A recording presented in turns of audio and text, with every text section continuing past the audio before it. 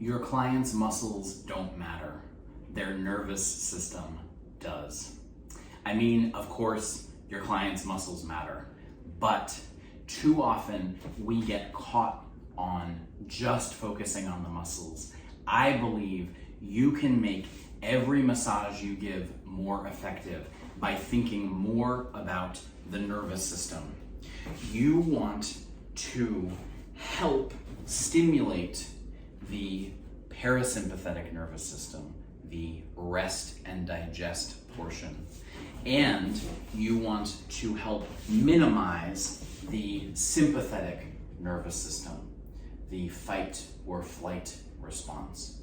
But the only way to do that is to feel calm and centered in yourself.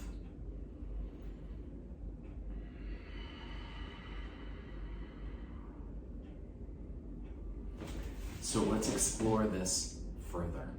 What does it mean to massage the nervous system rather than massaging the muscles? Of course, we're still massaging the muscles. I'm still doing all of the techniques that I was taught 20 years ago in massage school.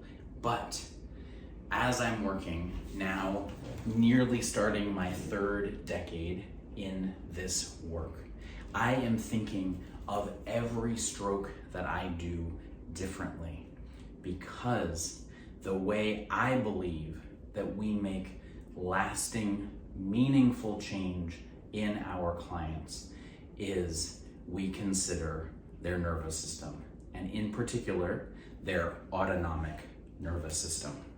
So you guys all have faint memories of this from massage school, but our autonomic nervous system has two parts, the sympathetic and the parasympathetic.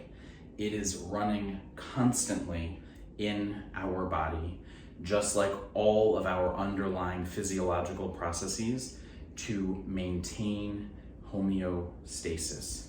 So sometimes our sympathetic nervous system is preeminent when we're in that fight or flight response. Sometimes our parasympathetic nervous system is preeminent when we're in that rest and digest phase, or when we're just, chilling on the beach.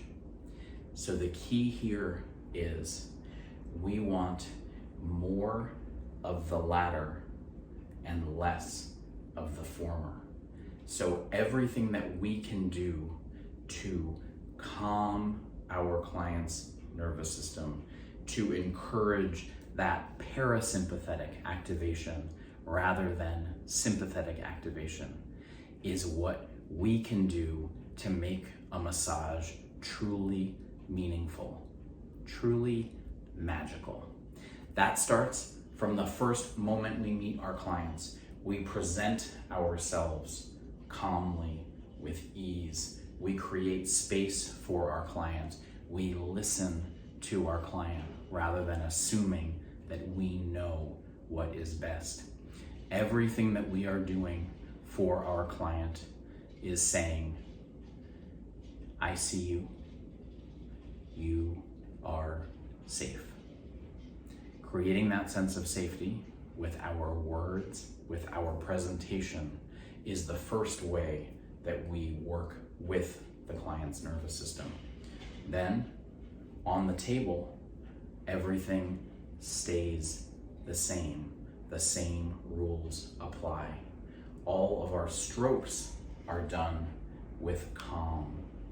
We can work very deep, very specific, but we can still do so from a place of ease in our own bodies. I have a feeling that you all already know what this feels like. When you have gotten a massage and your therapist has been tense or nervous or frustrated, chances are you felt it on the table.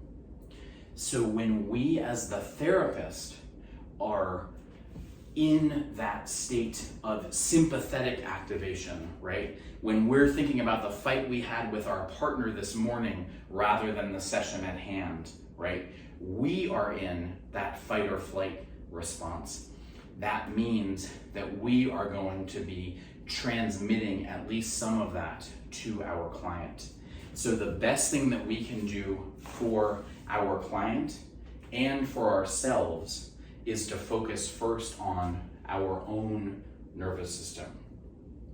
That means all of the mindfulness techniques that you know, even if you don't practice them as often as you want to. That means all of the breathing techniques that you know, again, even if you don't practice them as often as you want to, will help here. If you are calm and centered yourself, then that is what you will transmit to your client. So when we are grounded, when we are focusing on that slow, easy exhalation as we work, then we are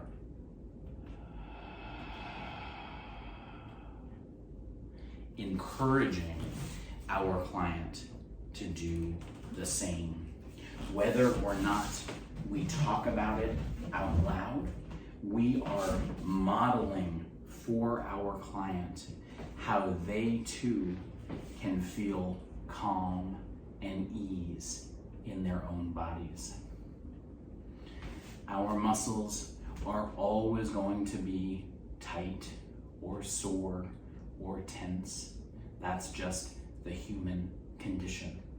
We can't alleviate all of our clients' physical issues, but we can do a heck of a lot more if we focus first and foremost on working with the client's nervous system as well as the musculature.